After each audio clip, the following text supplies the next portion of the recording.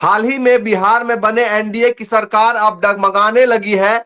जीतन राम मांझी का एक बयान और जेडीयू बीजेपी में मानो भगदड़ सा मच गया। जिस वक्त हम इस वीडियो को शूट कर रहे हैं, बिहार के दोनों डिप्टी सीएम दिल्ली पहुंचे हैं अमित शाह के पास, बिहार के चारों तरह की खबर लेकर कि आखिर बिहार में हो क्या रहा है और होने क्या वाला है। जिस तरीके से तेजस्वी यादव ने साफ तौर से कहा कि जो मैं कहता हूं वो करके रहता हूं, और बिहार में खेला अभी बाकी है। तो वो खेला क्या शुरू हो गया है? बताया यह भी जा रहा है कि ऑपरेशन ललन सिंह, यानी कि जो जेडीयू के ललन सिंह थे, उन्होंने ऑपरेशन शुरू कर दिया है एक तरीके से बगावत के तौर पर, और 8 से 10 विधायक ऐसे हैं जो उनके संपर्क में हैं। तो क्या माना जाए कि सरकार बनते ही एक हफ्ते के अंदर जो है वो बिहार में खेल शुरू हो चुका है। हमारे साथ सागर शाह जी हैं, उनसे ज्यादा जानकारी के साथ वो बैठे हैं हमारे साथ, उनसे बातचीत करेंगे और जानेंगे बिहार में जो है वो क्या कुछ चल रहा है, और फ्लोर टेस्ट से पहले या फ्लोर टेस्ट के बीच में क्या कुछ हो सकता है। सागर जी, क्या कहेंगे बिहार में जो हो रहा है? जैसे हर स्टेट में खेला हो रहा है भारतीय जनता पार्टी की डबल इंजन की सरकार में, वैसे ही बिहार में भी अब खेला हो रहा है। 2005 में पहली बार जब नीतीश जी बीजेपी के साथ, मतलब एनडीए के साथ गठबंधन करके जब मुख्यमंत्री बने बिहार के, उससे लेकर अब तक जब आखिरी वक्त वो एनडीए के साथ लड़े थे, तब तक आप लगातार देखिए कितनी बार उन्होंने पलटी मारी। और जब जब वो एनडीए के साथ जुड़े, उनकी सरकार में जो सीट्स की संख्या है, जो सीट्स के नंबर्स हैं, वो लगातार घटते गए हैं, हमेशा घटते गए हैं। आपको मैं दिखा दूं, 2005 में जब वो पहली बार लड़े थे, तब 2005 के अंदर बीजेपी को 55 सीट्स मिली थी विधानसभा में, ठीक है, और जेडीयू को 88 सीट्स मिली थी, ठीक है। और लास्ट आखिरी इलेक्शन देख ले उनका, जो साथ में उन्होंने लड़ा था 2020 में, तब जेडीयू को सिर्फ 43 सीट मिली थी और बीजेपी को 74 सीट्स मिली थी। अब देखिए, जब जब नीतीश कुमार बिहार में नरेंद्र मोदी की सरकार के साथ जुड़े हैं, एनडीए के साथ जुड़े हैं, बीजेपी के साथ जुड़े हैं, तब से लेकर आज तक बिहार के अंदर नीतीश कुमार की हमेशा अधोगति हुई है। वो गिरते रहे हैं, गिरते रहे हैं, गिरते रहे हैं। क्या सिचुएशन है बिहार में? और अब ये आखिरी समय है, अब ये आखिरी समय है कि जो कुछ भी बचा है वो भी बर्बाद होने वाला है। क्यों लगता है आपको? जीतन राम मांझी के पास 4 सीटें हैं, क्या लगता है कि वो इतना बड़ा खेल कर पाएंगे कि सरकार पलट दे? हालांकि कांग्रेस से ऑफर आ गया है सीएम बनने का। तो जीतन राम मांझी भी मुख्यमंत्री का स्वाद चख चुके हैं ना। पहले 278 या कुछ 280 दिन तक जीतन राम मांझी भी बिहार के मुख्यमंत्री बन चुके हैं, स्वाद चख चुके हैं, लहू चख चुके हैं मुख्यमंत्री के पद का। अगर उन्हें कोई ऑफर दे रहा है कि भाई आप मुख्यमंत्री बन सकते हैं, आ जाइए, तो अगर नरेंद्र मोदी पलटी मार सकते हैं, नीतीश कुमार पलटी मार सकते हैं, तो जीतन राम मांझी क्यों नहीं कर सकते? ये तो नंगा नाच है ना। ये पॉलिटिक्स तो नरेंद्र मोदी की सरकार ने 2014 में जब आए इस देश में, तब इन्होंने पॉलिटिक्स को कूटनीति बनाकर नंगा नाच बना दिया है, जिसका आज उदाहरण है बिहार में खेला हो रहा है कि एक तरफ नीतीश इधर से उधर जा रहे, उधर से इधर जा रहे, इधर से उधर जा रहे। और वैसे ही बिल्कुल अब उनके साथ जो जुड़े हुए लोग हैं, जैसे जीतन राम मांझी है, लल्लन जी की बात आप कर रहे हैं, दूसरे भी लोग हैं, वो भी अब लालच कर रहे हैं कि भाई हम भी कुछ बन के दिखाएं, हमें भी मंत्रालय चाहिए, 2 नहीं हमें भी 3 चाहिए। जब नीतीश कुमार ने 5-5 मंत्रालय रख लिए, 2 डेप्यूटी सीएम ने अपने पास 9 मुख्य मंत्रालय ले लिए, जब मंत्रालयों का बंटवारा हो रहा है तो आप किसी को साइड में तो नहीं कर सकते। तो इसीलिए भाई मांझी भी अभी लालच में है कि मुझे मंत्रालय और चाहिए, अगर मंत्रालय नहीं दे रहे हो तो मैं जाऊंगा, क्योंकि मैं भी मुख्यमंत्री का दावेदार हूं, मुझे भी मुख्यमंत्री की ऑफर है, मेरा लेवल भी आपके जितना ही है, और मैं भी मुख्यमंत्री बन चुका हूं, तो बन सकता हूं, बन भी सकता हूं। तो यह खेला अब शुरू हो चुका है, और इसके पीछे एनडीए है, नरेंद्र मोदी की कूटनीति की सरकार है, कूटनीति की राजनीति है। अच्छा, ये बताइए कि चिराग पासवान की तरफ से भी इस तरीके से बगावती सुर दिखाई दे रहे हैं। हालांकि उन्होंने पहले भी कहा था कि ये जेडीयू से मैं अभी भी खफा हूं, नीतीश कुमार से खफा हूं, लेकिन मोदी जी की वजह से मैं इस गठबंधन में शामिल हो रहा हूं। लेकिन अब जो उनके तेवर दिखाई दे रहे हैं वो भी कहीं ना कहीं जिस तरीके से जीतन राम मांझी सीट वो दो मंत्री पद मांग रहे हैं, वो भी हम मांग उठाएंगे। देखो, चिराग पासवान की तो ऐसी हालत है कि खुद के बलबूते पर अब वो कुछ नहीं कर सकते, क्योंकि उनका जो सबसे बड़ा सपोर्ट था उनके पिताजी, अब वो उनके पास नहीं रहे हैं। तो उनकी हालत भी बिहार में अब ऐसी ही हो गई है कि जहां पर मजबूती है वहां चले जाओ तो ही आपका कुछ होने वाला है। लेकिन यहां पर उन्होंने देखा कि लाभ हो सकता है। एनडीए में तो वो गए हैं नरेंद्र मोदी का नाम लेकर, नीतीश कुमार का तो उनको पहले से ही विरोध है, लेकिन अब उन्हें लग रहा है कि भाई जीतन राम मांझी जब ये कर रहे हैं तो मैं भी थोड़ा बहती गंगा में हाथ धो लूं, मैं भी थोड़ा फायदा ले लूं। अगर मंत्रालय मिलता है, मुझे भी सीट्स मिलती है, मुझे भी लाभ मिल रहा है, तो मैं भी क्यों ना लूं।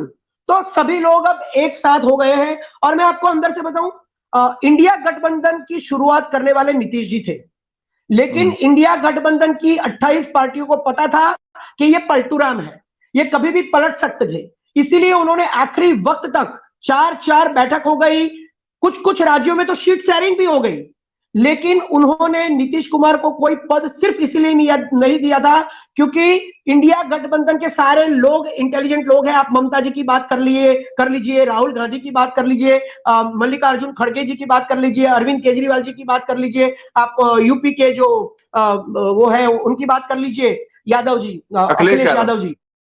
तो ये सारे लोग इंटेलिजेंट है, वो सारे अनुभवी है, उनको पता है कि आखिरी वक्त में ये जो वृश्चिक राशि का बिच्छू है ये डंक मारेगा, ये दंश मारेगा।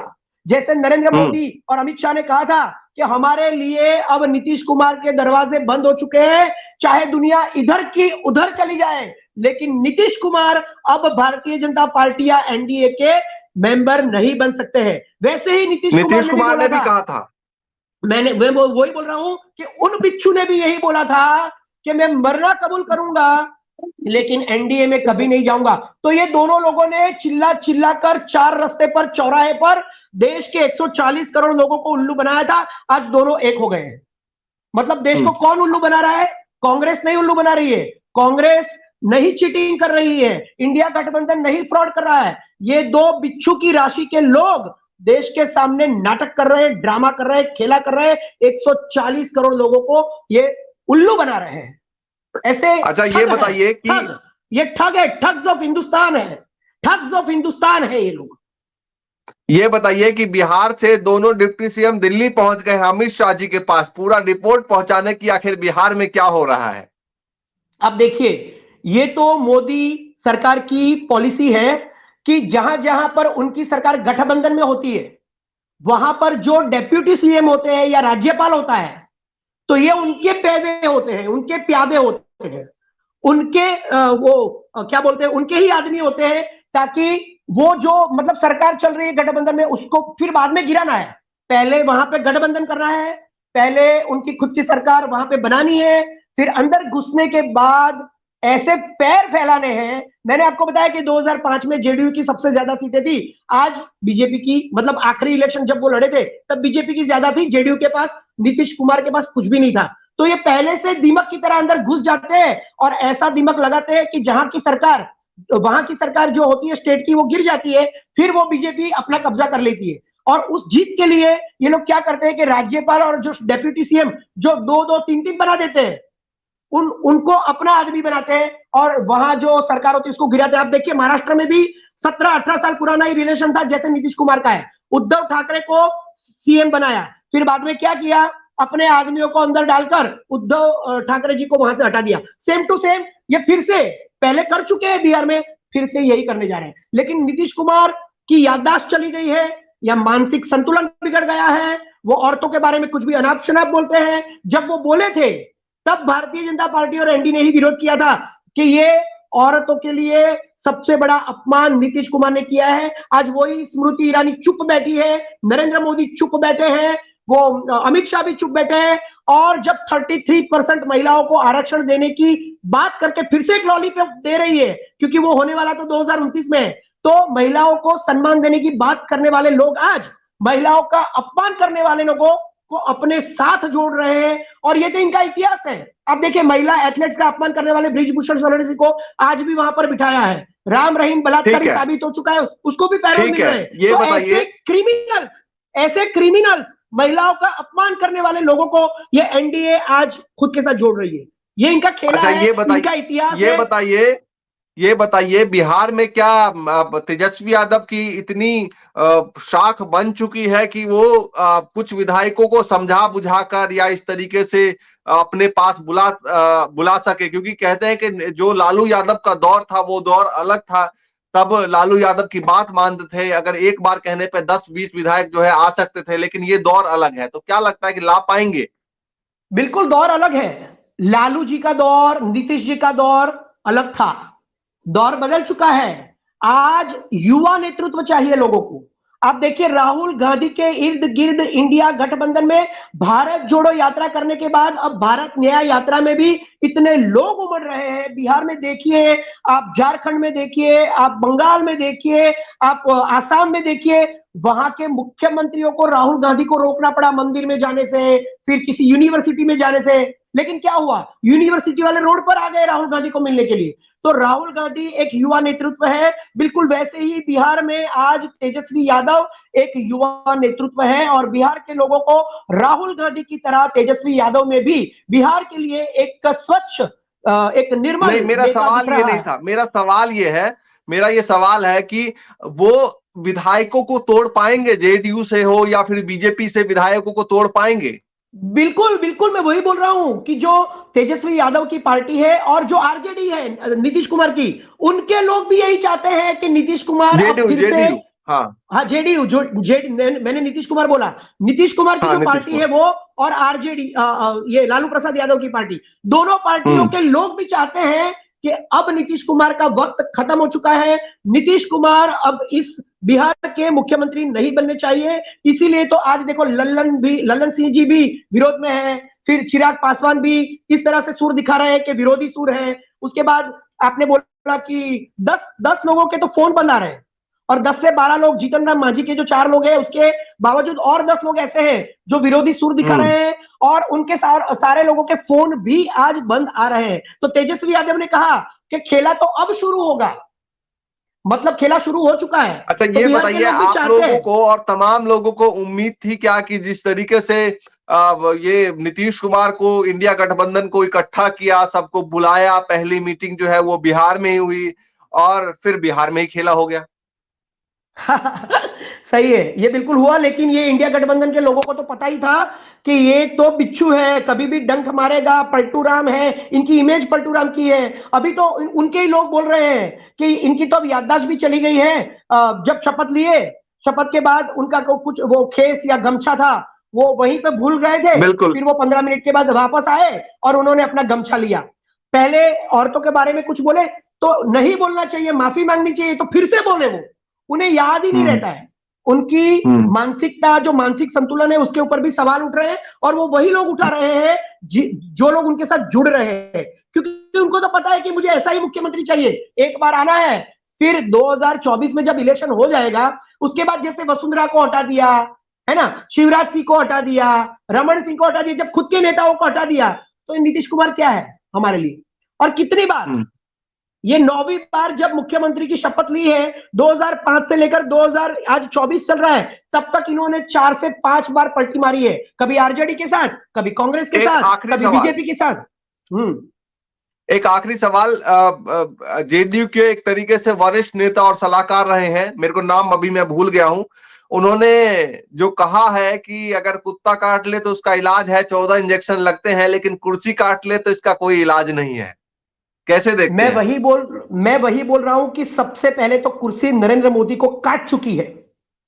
सबसे पहले तो इस देश में ये जो कुर्सी है, कुर्सी की लालच, जो ग्रीड है, ये नरेंद्र मोदी को काट चुकी है। इसीलिए नरेंद्र मोदी पूरे देश में 10 साल में हर एक सरकार को तोड़ रहे हैं। आप देखिए, गोवा में देखिए, कर्नाटक में देखिए, मध्य प्रदेश में देखिए, महाराष्ट्र में देखिए, राजस्थान में खुद की सरकार में वसुंधरा को गिरा, मतलब निकाल दिया, फिर मध्य प्रदेश में किया, अब देखो यहां पर बिहार में भी दूसरी बार कर रहे हैं। तो ये क्या नहीं कर रहे हैं? तो ये जो कुर्सी की लालच, कुर्सी जिसको काट लेती है ना, वो खुद कुत्ता बन जाता है, वो खुद कुत्ता बन जाता है। कुत्ता नहीं काटता इंसान को, कुत्ता, हाँ कुत्ता तो काटता है, लेकिन जब कुर्सी की आदत लग जाती है ना, तब खुद इंसान उस कुर्सी के लिए कुत्ता बन के उस कुर्सी को काटता है कि मुझे ये कुर्सी चाहिए, चाहे कुछ भी हो जाए, मैं कुर्सी किसी को नहीं दूंगा। और इसीलिए आज बिहार में नीतीश कुमार ने कुर्सी के लिए कुर्सी को काटना शुरू कर दिया है। चलिए, हमारे साथ सागर शाह जुड़े हुए थे। फिलहाल जो है बिहार से अलग अलग तरह की खबरें सामने आ रही है। जिस तरीके से डिप्टी सीएम दिल्ली पहुंचे हैं, ये भी सबसे बड़ी खबर है।